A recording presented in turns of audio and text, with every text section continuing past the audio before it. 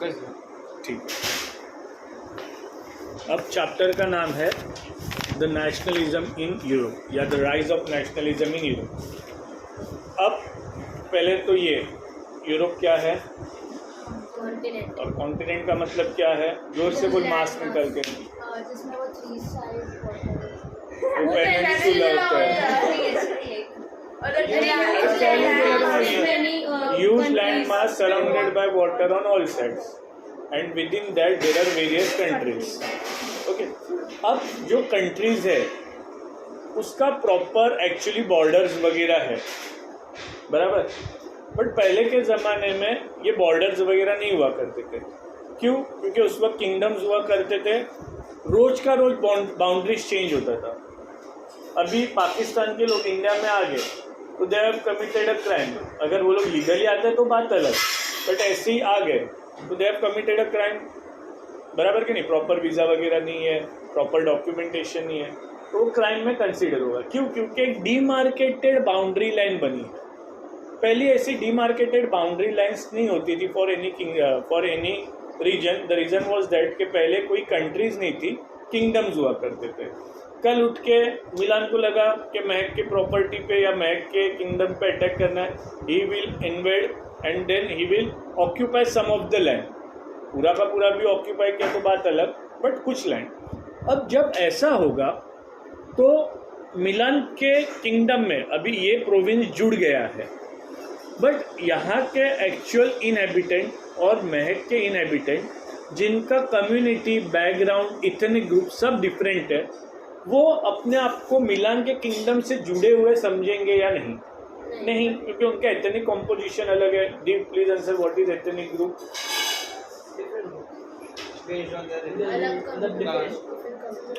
They have different interest. हाँ, simple word में they have different interest. अभी सब एक ही लैंग्वेज के, एक ही कम्युनिटी के, एक ही प्रोफेशन के, तो वो एक एथनिक ग्रुप हो जाता है। समझ में आया? तो फिर ये लोग अपने आप को एक दूसरे से अलग अलग समझेंगे। फिर जब ये अलग अलग समझेंगे तब ऑब्वियस सी बात है कि उनमें यूनिटी नहीं होगी, उनमें यूनिटी नहीं होगी। तो यूनिटी डेवलप करने के लिए सबसे इम्पोर्टेंट क्या है? एक प्रॉपर बाउंड्री।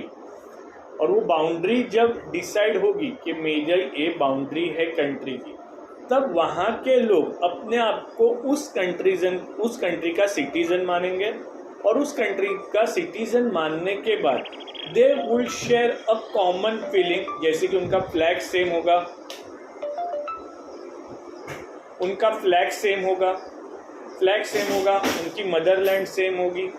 अभी हम लोगों ने लास्ट ईयर, तुम लोगों को लास्ट ईयर था ना, वो कंट्री के इमेजेस, वो फीमेल इमेजेस वगैरह था ना,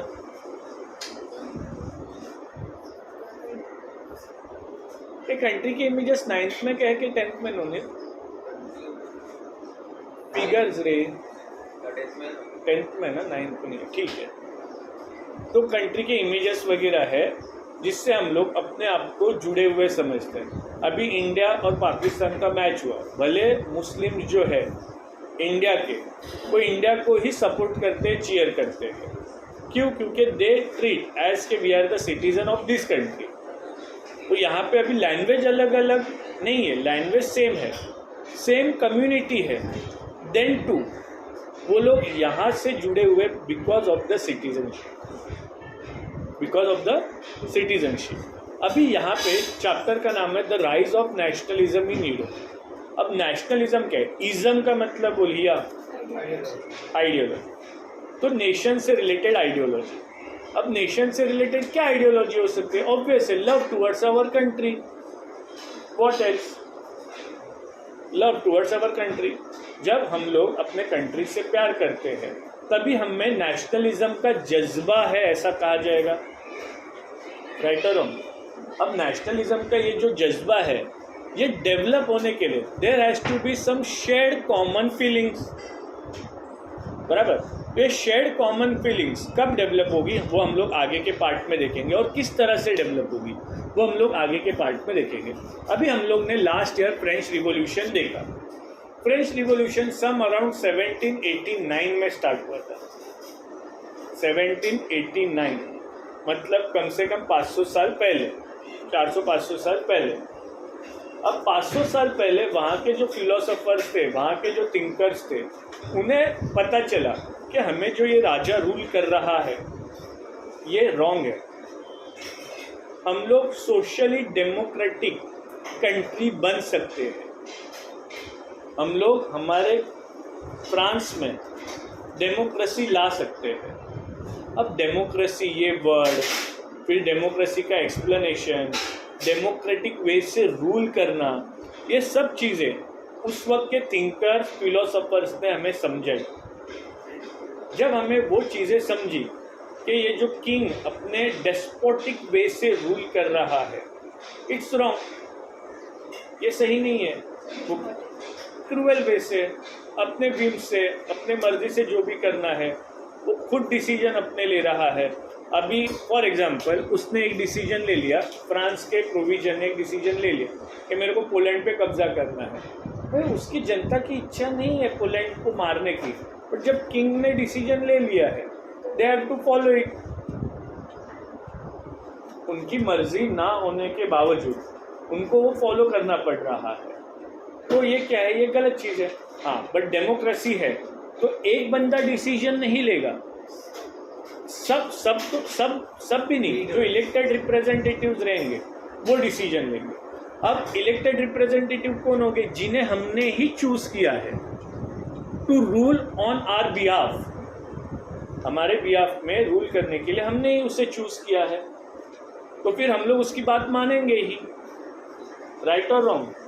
और मानेंगे मतलब क्या है, अगर वो सही है तो ही मानेंगे, बट जब कई सारे लोग डिसीजन लेंगे तो जो आउटकम आएगा, जो रिजल्ट आएगा बाहर, जो भी कॉन्सिक्वेंसेस होंगे वो पॉजिटिव ही होंगे, राइट और रॉन्ग, राइट और रॉन्ग। सब ग्रुप जब करेगा तो पॉजिटिव सीक्वेंस कैसे आएगा? क्या पॉजिटिव सीक्वेंस आएगा, पॉजिटिव रिजल्ट। हाँ कैसे आएगा? ग्रुप कर रहे हैं ना। हाँ तो ग्रुप करेंगे। अरे तो अगर एक एग्जांपल देता हूँ। इंडिया में अभी लोकसभा है, राज्यसभा है। लोकसभा राज्यसभा के मेंबर्स, राज्यसभा के नहीं बट लोकसभा के मेंबर्स को हमने चूज करके दिया है। अब उन्होंने कोई डिसीजन ले लिया, फॉर एग्जांपल महाराष्ट्र में दारू बंद करना है, लिकर बैन, जैसे कि गुजरात में है। अब वो डिसीजन उन्होंने ले लिया, हमारे बिहाफ में डिसीजन लिया है, राइट। तो अभी उससे हम लोग को मानना ही पड़ेगा ना, वो सही डिसीजन होगा क्योंकि उन्होंने कुछ सोच समझ के लिया होगा ना। तो अगर एक ग्रुप मेंबर ने, अरे ग्रुप मेंबर नहीं रे, लोकसभा इलेक्टेड रिप्रेजेंटेटिव। तो ग्रुप मतलब तेरे 40 का ग्रुप नहीं समझना है हमें, इलेक्टेड रिप्रेजेंटेटिव में एक का पॉइंट ऑफ व्यू अलग होगा, तो एक का अलग रहने देना, मेजॉरिटी चलेगा ना। मेजॉरिटी वोटिंग होता है ना, 2/3 वोटिंग से अगर पास हो गया कोई बिल तो it will form a law, right और रॉन्ग। तो ग्रुप मतलब कौन सा ग्रुप समझ रहे हैं? Normal elected group. हाँ तो इलेक्टेड ग्रुप। अगर एक ने भी पॉइंट उठाया है तो तुम तो वो, अरे एक ने उठाया तो उसका कौन मानेगा? मेजॉरिटी का मानना पड़ेगा ना, एक का कभी माना जाएगा क्या? समझ में आ रही है? पक्का। तो हमें किस तरह से रूल करना है ये हमारी एस्पिरेशंस के हिसाब से चलेगा, क्योंकि इंडिया में डेमोक्रेसी है, ओके। बट जब ये वर्ड ही नहीं था डेमोक्रेसी, या डेमोक्रेसी के गाइडिंग प्रिंसिपल जो आज हमें दिखते हैं, अभी हम लोगों ने फर्स्ट चैप्टर में देखा था मॉरल रीजंस में पावर शेयरिंग के, कि democracy is the very basic spirit having the power sharing के कॉन्सेप्ट में देखा था ना हम लोगों ने। तो डेमोक्रेसी क्या कहती है? पावर शेयरिंग होना चाहिए because it is a very basic spirit. समझ में आया? तो डेमोक्रेसी ये हमें समझाती है। बट जब डेमोक्रेसी नहीं था, इक्वालिटी नहीं था, फ्रीडम नहीं था, लिबरलिज्म ये वर्ड्स ही नहीं थे, तब क्या होगा? तब हमें ये थिंकर्स ने बताया। तो फ्रांस के जो थिंकर्स थे उन्होंने हमें सब समझाया कि वर्ड क्या है, इन वर्ड का इम्पोर्टेंस क्या है। एक लाइन तुम्हें है तुम्हारे टेक्स्ट बुक में, when France sneezes the entire Europe gets a cough या कोल्ड, ऐसा कुछ था। मतलब क्या है? अगर फ्रांस चीख भी दे तो पूरे यूरोप में बुखार आ जाता था। मतलब क्या है? फ्रांस जो है ये उगम स्थान है of various political thinkers who have explained us what should be the system in a country to be ruled by. समझा? तो सोसाइटी में डेमोक्रेसी होना चाहिए, मतलब हमें सोसाइटी को सोशली डेमोक्रेटिक वे से रूल करना चाहिए. ये फिलोसोफर थिंकर जो फ्रांस के थे उन्होंने हमें समझाया. अभी हमारा जो चैप्टर है ये स्टार्ट होता है एक पिक्चर से. ये पिक्चर से स्टार्ट होता है. अभी ये जो पेंटर है ये फ्रेडरिक सोरियो, ये फ्रांस का ही है. इसने 4 पेंटिंग्स की थी, उसमें से एक प्रिंट हमारे सामने है. अब वो इस प्रिंट से या इस पिक्चर से क्या एक्सप्लेन करना चाह रहा है? A dream of world wide democratic and socially republics. मतलब क्या है? पूरी जो कंट्री है, पूरी जो यूरोप है, ये कैसे होना चाहिए? डेमोक्रेटिक एंड सोशली रिपब्लिक होना चाहिए, ऐसे उसका मानना है. तो उसने ये प्रिंट बनाई या पिक्चर बनाई. अब ये पिक्चर थ्रू क्या क्या बताने की कोशिश कर रहा है तो मैं दिखाता हूँ. पासा, ये देखो यहाँ पे ऐसी ये लाइन दिख रही है और अलग अलग फ्लैग्स दिख रहे. देखो इन दोनों के हाथ में सेम फ्लैग है, इसके हाथ में सेम फ्लैग है, इधर पीछे देखेगी तो उनके हाथ में सेम फ्लैग है. मतलब क्या? ये वेरियस कंट्रीज़ के ग्रुप्स है, ये वेरियस कंट्रीज़ के ग्रुप है. और ये सब किस तरफ जा रहे? देखो उनका डायरेक्शन देखो. ये सब लोग स्टैचू ऑफ लिबर्टी को होमेज दे के जा रहे हैं. होमेज मतलब ऐसे प्रणाम करके जा रहे हैं. ओके, रिस्पेक्ट दे के जा रहे हैं. तो ये हुआ नहीं है, आगे हम अब जब ये जा रहे हैं ना, ये होमेज दे के सबसे आगे कौन निकले? फ्रांस के लोग निकल गए आगे. फ्रांस के लोग, ये ट्राई कलर का फ्लैग है ना, ये फ्रांस के लोगों का. इसका मतलब क्या है कि फ्रांस के लोग सबसे पहले आगे निकल गए. यहाँ पे यूनाइटेड स्टेट्स और स्विट्ज़रलैंड जो है पहले ही नेशन स्टेट बन गए थे. ये सबसे इम्पोर्टेंट एक्सप्लेनेशन है, मैं वापस नहीं एक्सप्लेन करूँगा. नेशन स्टेट मतलब ऐसी कंट्री जिसकी प्रॉपर बाउंड्रीज बनाई गई है. तो इस भीड़ में स्विट्ज़रलैंड और अमेरिका नहीं है. स्विट्ज़रलैंड और अमेरिका नहीं है. कौन है? फ्रांस है, जो सबसे आगे है, क्योंकि फ्रांस का रिवॉल्यूशन चल रहा था. जस्ट वो नेशन स्टेट वहाँ पे फ्रांस में बन गया था. फ्रांस एक कंट्री बन गई थी, तो फ्रांस को ही दिखाया है. अमेरिका, स्विट्ज़रलैंड नहीं दिखाई गई है, क्योंकि वहाँ पे ऑलरेडी वो, मतलब उनको बहुत पहले ही नेशन स्टेट्स बन गए थे. उनके पीछे पीछे है जर्मनी के लोग हैं. जर्मनी के पीछे है और भी कंट्रीज़ है, जैसे ऑस्ट्रिया है, किंगडम ऑफ 2 सिसिलीज है, लोम्बार्डी है, पोलैंड है, इंग्लैंड है. ये अलग अलग कंट्रीज़ के लोग हैं. मतलब तुम्हें समझना क्या है, फ्रांस के बाद कहाँ पे नेशन स्टेट बनेगा? जर्मनी. जर्मनी के बाद ऑस्ट्रिया, इटली, और फिर बाकी की कंट्रीज़ जो भी है वहाँ पे नेशन स्टेट बनेंगे. मैं रिपीट करता हूँ, नेशन स्टेट्स मतलब ऐसी कंट्री जिसको प्रॉपर डीमार्केटेड बाउंड्रीज है. समझा? तो ये ऐसे होमेज देते हुए जा रहे हैं. अगर स्टैचू ऑफ लिबर्टी को देखो तो इनके हाथ में, एक हाथ में टॉर्च ऑफ एनलाइटमेंट है. एनलाइटमेंट ये वर्ड मैंने कई बार एक्सप्लेन किया है, कोई एक्सप्लेन करेगा?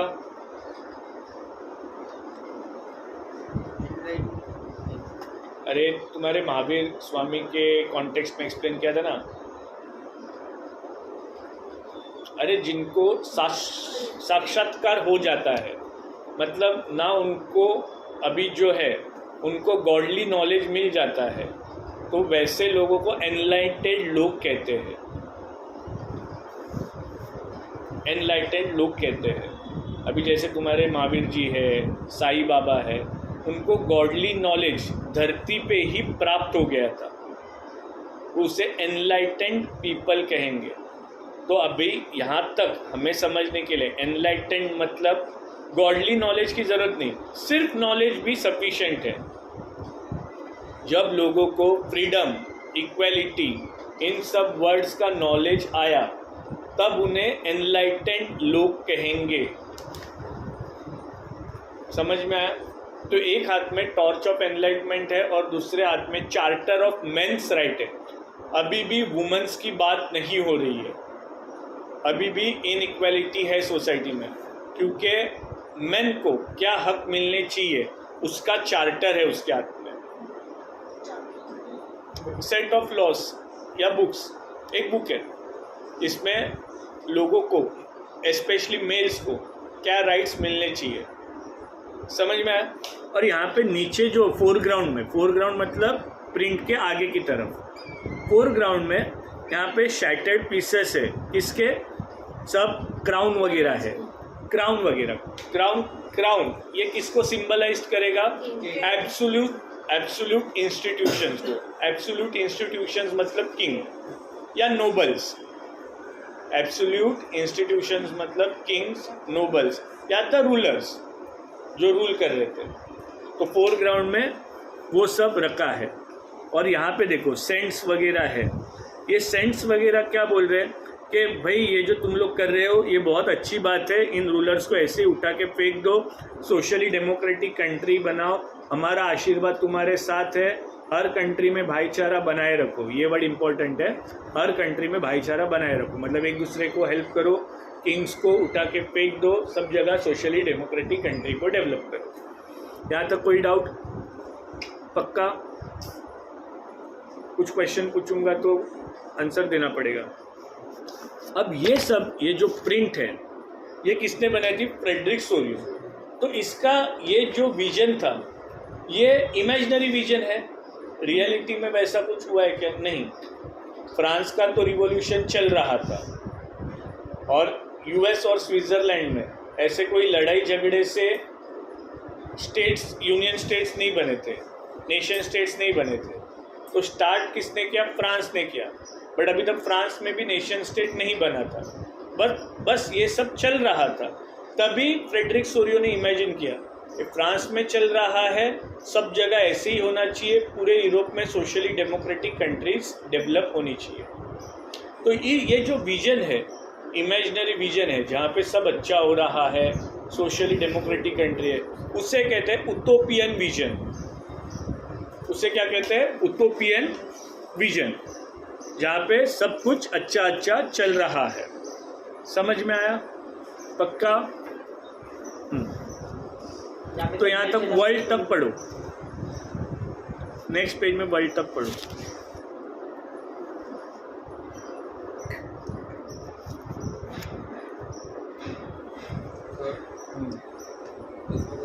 Calculate the rates at which heat is developed in the heater, मतलब R and हाँ, होमेज का मीनिंग बोलो।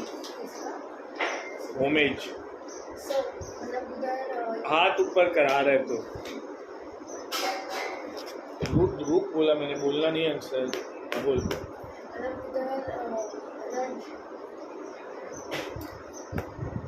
उधर जाकर मतलब एक कंट्री, फ्रांस उधर कर रही है, रुक रहे एक मिनट, मुँह से ये लगेगा रे, दूसरा लग गया, दूसरा लग गया। मतलब उसको देख रहे जो स्टैचू है उसके पास।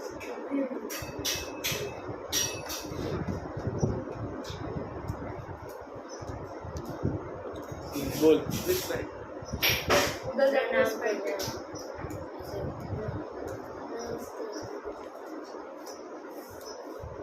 बोल होमेज का मतलब?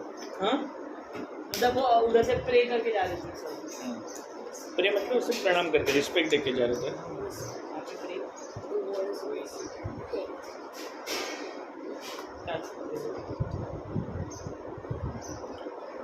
Personified liberty as a female figure, इसका मतलब बोलो। Liberty as a female figure, हाथ उठाओ जिसको पता है। Liberty as a female figure, हाथ ऊपर करो।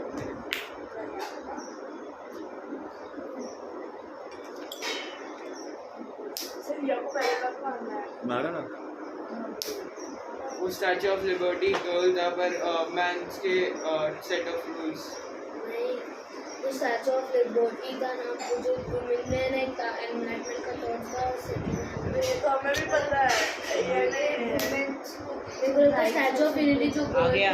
आ गया आ गया ना। हाँ बोल वुमेन्स को भी सब राइट्स देना जो स्टैचू ऑफ क्या? अरे तुम वुमेन्स नीचे को भी राइट्स देना जो मेन के पास अरे पर्सोनिफाइड मतलब उससे लिविंग कैरेक्टर्स देना। पर्सोनिफिकेशन क्या है इंग्लिश में? It's a figure of speech ना। तो what does figure of speech explains? Non living thing को ह्यूमन के कैरेक्टर्स देना। तो स्टैचू ऑफ लिबर्टी जो था उससे हम लोगों ने पर्सोनिफाइड किया एज अ आज़ादी का सिंबल। आज़ादी किसको चाहिए रहता है? इंसानों को चाहिए रहता है, जानवरों को चाहिए रहता है।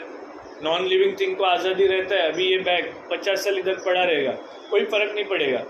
बट एक आदमी को बोले केज में 10 दिन रह पाएगा क्या वो? तो फिर लिबर्टी, आज़ादी, ये किसका फीचर है? इंसान का ना। तो फिगर किसको इम्पोज किया था, पर्सोनिफाई किया गया था? स्टैचू ऑफ लिबर्टी को। पर्सोनिफाइड इज ये figure of speech. Torch of enlightenment मतलब क्या है? जलदीप तू बोल।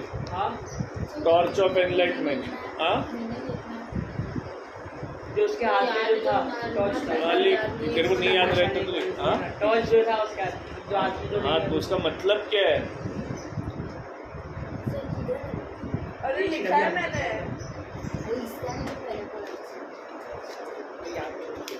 सीधा पकड़, सीधा पकड़। अरे दिया दो क्यों? तो सीधा पकड़। सीधा है। तीन मारा है। हाँ, it's a figure of speech. Living characteristic या living feature non living thing को देना। स्टैचू नॉन लिविंग थिंग है, उसको थोड़ी ना आज़ादी चाहिए। आज़ादी इंसानों को, लिविंग कैरेक्टर्स को चाहिए रहती है। हाँ बोल। टॉर्च ऑफ एनलाइटमेंट तेरे को आ रहा है? मिला आ रहा है? भैया आ रहा है तुझे?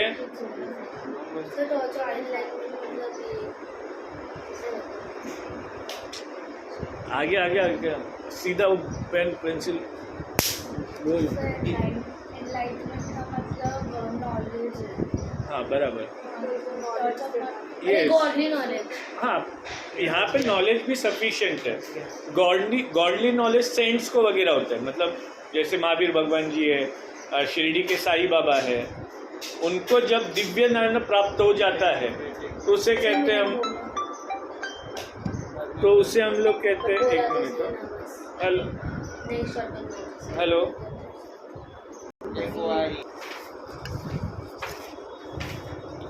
फ्रेडरिक सोरियो का ये जो विजन था या उसने जो विजुअलाइज किया था, उसका एंड प्रोडक्ट क्या था?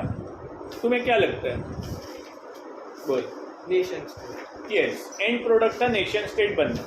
मतलब किंग को उठा के फेंकना, किंग को उठा के फेंक के वहाँ पे socially democratic Republic society develop करना और फिर बाद में कंट्री को डीमार्केटेड बाउंड्रीज डेवलप करना। तो एंड क्या था? नेशन स्टेट इमर्ज होना। ओके, अब मॉडर्न स्टेट और नेशन स्टेट में क्या डिफरेंस है? मॉडर्न स्टेट मतलब ऐसी जगह जहाँ पे किंग का सेंट्रलाइज्ड रूल है। सुनो ध्यान से।